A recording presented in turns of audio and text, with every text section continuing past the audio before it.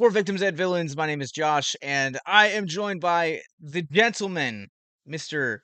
Philip, Patrick, Jacob, and Chris from the band Varia. What is going on, gents? What's good? How's it going? Chilling. All right, so let's jump in right into this. This is take two for us because audio problems exist. Uh, can you guys talk about kind of how would you classify the sound of Varia if you guys had to kind of put it into a nutshell for people that may have never ever heard of you guys before? What do you mean? Yeah, I did, but I can Alright, describe it he's got if you want. It's great.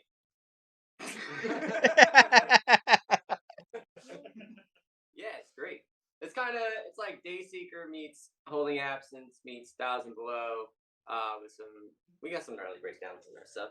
Yeah, it's just like just on the heavier spectrum of that type of ambient sound. Yeah, you guys definitely have I think that captures it perfectly. Like you guys have this wide array of sound that really runs the gambit from these really like traditional nasty breakdowns to like really weeping choruses. And I think a large part of that comes from what makes you guys stand up from other bands is Patrick, your vocals and how high you can hit. Um can you gotta Appreciate it. talk can you kinda talk about the challenges of, like, creating, um, like, that diverse sound that you guys have established now?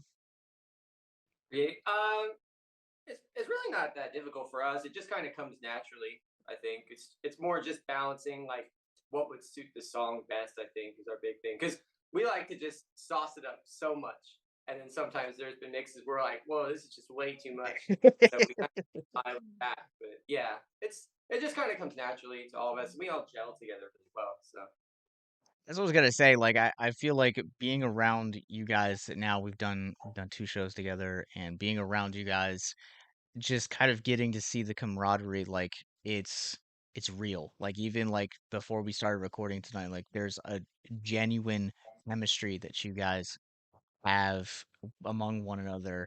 Can you talk about how did you guys kind of form? Because you guys essentially, according to your website, I'm gonna bring it up again, you formed I in changed it. I in changed secret. it.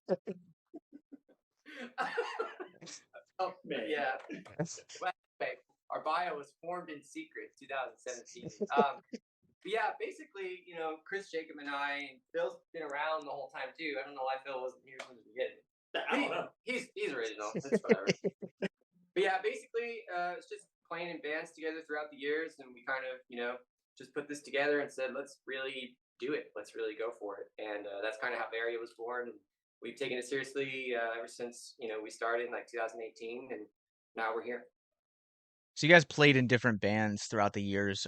What and within remaining in the scene here in Richmond and Fredericksburg, respectively. At what point did you guys kind of, at what point was Varia kind of be like, let's focus on this, let's let this be our main outlet. Uh, we've had an event. You got it. Yeah. Yeah. So, ironically, a little backstory. Like Jacob and I went to school together. Knew Phil through external friend groups, but like it kind of started when Pat and I met, which ironically, before our first band together was formed, we were in the same band before that at different times. We're not going to say that band's name, of course. But I had played bass in that band, and Pat was playing drums. When I had left that band, he had joined that band. That band, this banded. It's a lot of bands right there. Yeah. And yeah, after that, Pat met up with a friend of mine and Jacob's from school, and he was starting a project with them, and they were looking for a bassist. And I came in on guitar when I was supposed to come in on bass, which is hilarious. And we were doing some stuff with that for a little while, and that was going pretty cool. And then near the end of it, we ended up picking up Jacob, and that's when it really started saucing. But life happened, that band kind of dissolved, but we really wanted to keep going in the early days. So Pat just came to us one day with an idea of a song and a name, and We're just Don't Let Me Go, wasn't it? yeah, it was the skeleton of "Don't Let Me Go" is what we wanted to do, and you were like, "Hey, let's call the band Varia." And I was like, "Why does that sound familiar?" I was like, "That's kind of cool, but I don't know if I'm ready to change the IP yet."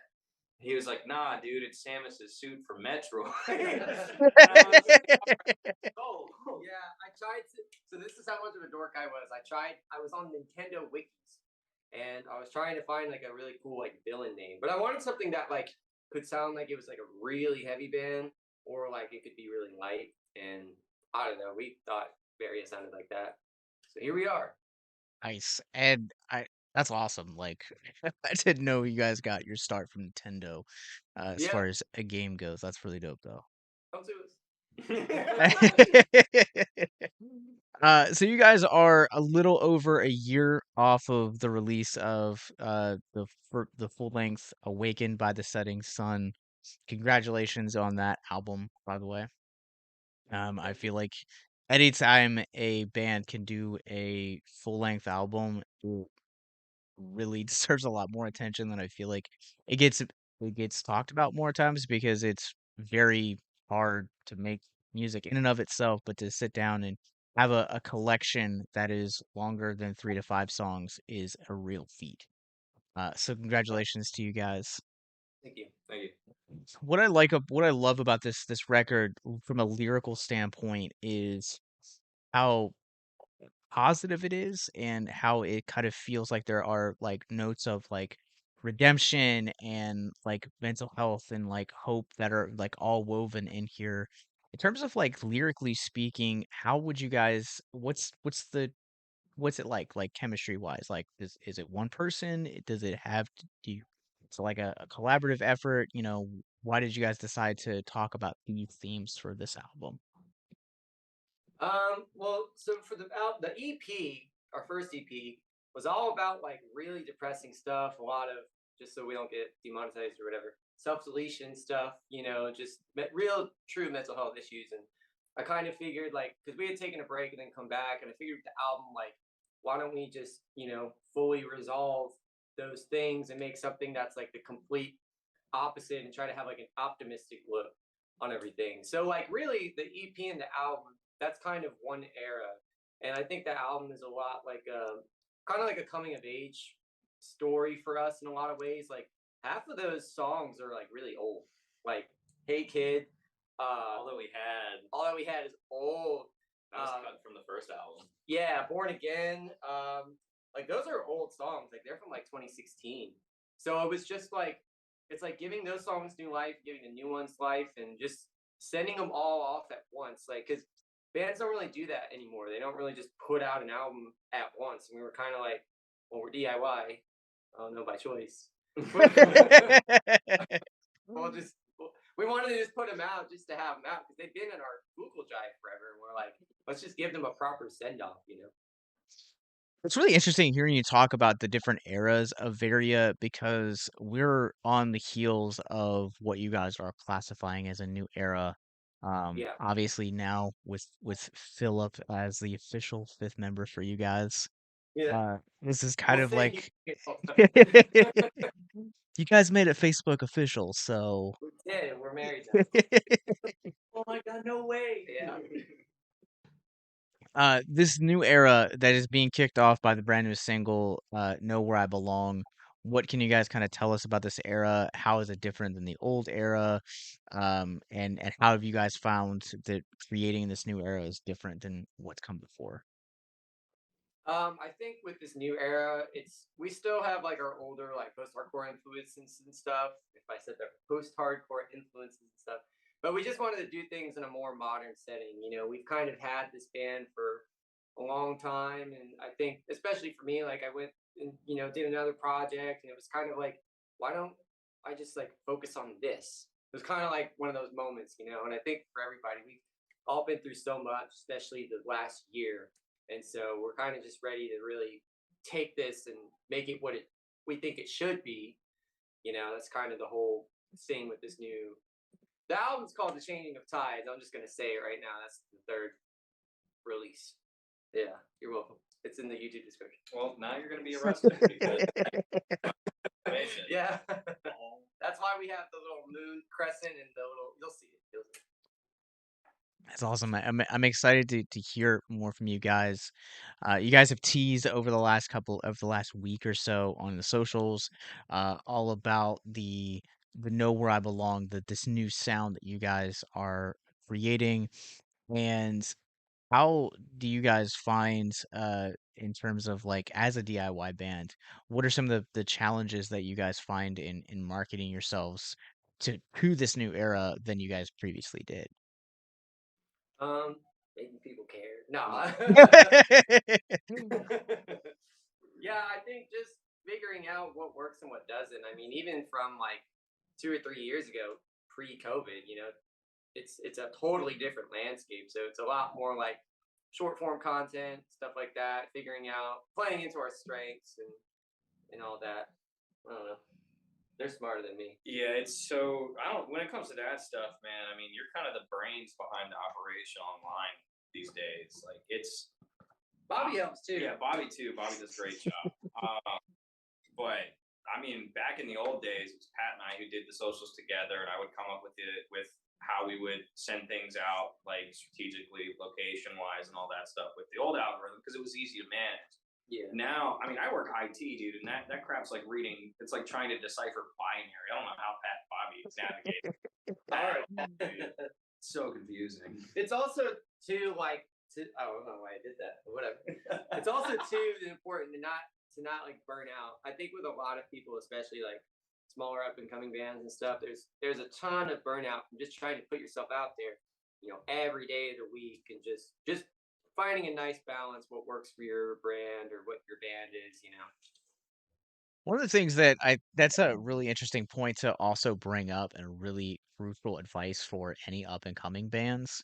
But having been around you guys, as I previously stated, with the camaraderie that you guys do, and like you guys have that great chemistry, how do you guys balance friendship and the creative relationship? Because that can honestly make or break some bands. It's hard.